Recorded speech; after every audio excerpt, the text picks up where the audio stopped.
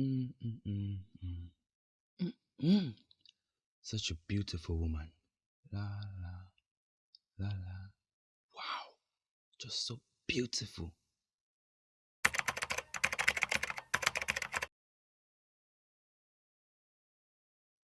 Bro, you're alive, you're alive.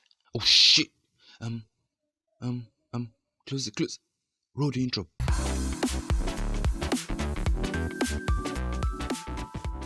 So yeah, we apologize for that. That I wonder who that was. Tell him we're hacked. Oh yes, we're totally hacked, and we totally do not know who that was. Yeah. So welcome to another video. Today we're going to be looking at the top 10 best centre-back partnerships of all time. As Sir Alex Ferguson once said, attack wins you games and defense wins you titles. And we can certainly see that with Manchester City this season with Ruben Diaz and John Stones. Also with Liverpool without Van Dijk, they are winning games, but yeah, they're nowhere near the title. So after researching far and wide, north and south, east and west, finally I bring to you the 10 best centre-back pairings of all time. Number 10, Jerome Boateng and Mats Hummels. Now, these guys during their peak years for both Bayern Munich and Germany were both headaches for attackers. Boateng being the bigger defender and possesses good amount of pace, while Hummels being the more technically gifted player with good positioning, great passing ability. Hummels Boateng partnership have 246 caps between them and were integral parts of Germany's 2014 World Cup winning squad. Number 9, Steve Bruce and Gary Pallister. These guys were the rock on which United's first Premier League success was built in 1993. Both players had been at Manchester United for quite some time before they won anything, but after they started winning trophies, they were unstoppable. Bruce and Pallister took England by storm as they helped United win the first 2 Premier League trophies, racking up a combined 626 appearances. They won 3 FA Cups, 3 Premier League titles, 1 League Cup, and the 1991 European Winners' Cup. Number 8, Leonardo Bonucci and Giorgio Chiellini. The saddest thing about this pair is that they've never won the Champions League, haven't got to the final twice. They've been winning the Italian Serie A back to back from 2011 to date, but still, the Champions League eludes them despite the duo complementing each other very well. They do really deserve a Champions League trophy. Number 7, Rio Ferdinand and Nemanja Vidic. Now, these guys are United's most successful ever centre-back partnership till date. Ferdinand was like silk and Vidic was the steel. During their 8 seasons together, they collected 21 trophies between them and helped the club to a UEFA Champions League triumph in 2008. Together, they formed the bedrocks upon which Sir Alex Ferguson built one title-winning unit after another, winning 5 Premier League trophies together. They were major contributors to Edwin van der Sar's record-breaking unbeaten run in 2009 when he went 1,103 minutes without conceding a single goal. Number 6, John Terry and Ricardo Carvalho. This right here is arguably the greatest centre-back partnership the Premier League has ever seen, conceding just 15 goals in a 38-game season. Let me say that if you didn't hear me well. Conceding 15 goals in a 38-game season. That's just crazy. The record still hasn't been broken till date. They also kept 25 clean sheets that same season. The 04-05 season was one of a kind.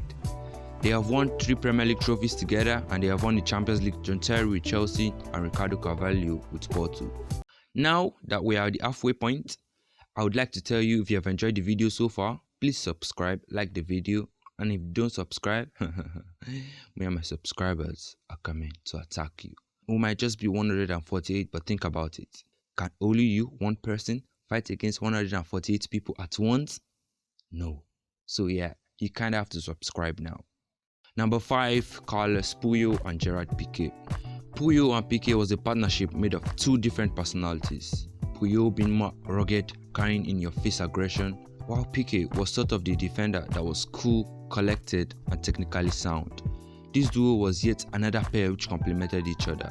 Looking at our picks so far, a rugged defender and a technically sound defender now look like the perfect recipe for a world-class partnership. This duo won the World Cup in Spain in 2010 and they have won the Champions League 5 times combined in their careers, with 2 of those coming when they played together. Number 4, Sergio Ramos and Rafael Varane.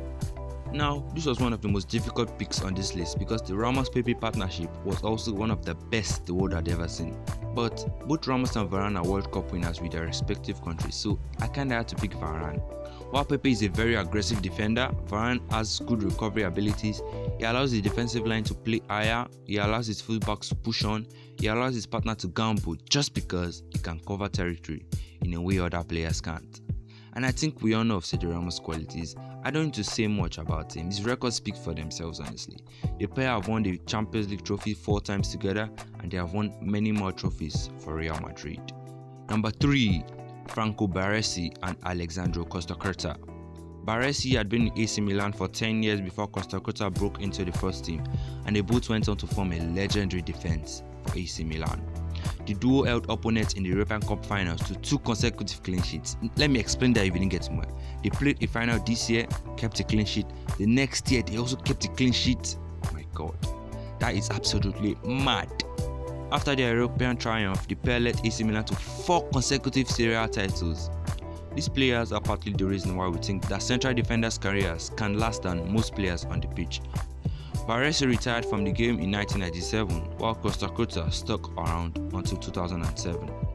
Number 2, Paolo Maldini and Alessandro Nesta. Maldini is regarded as one of the best defenders to ever grace the pitch.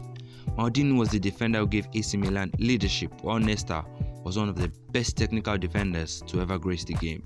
There aren't many like them. The AC Milan of the 2000s was a very blessed squad with the likes of Kaká, Andrea Pirlo, and more.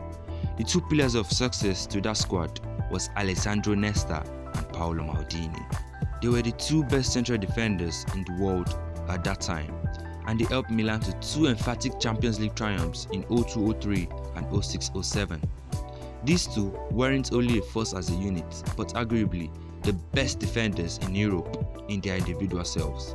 Number 1, Franz Beckenbauer and Hans-Georg Schwarzenberg.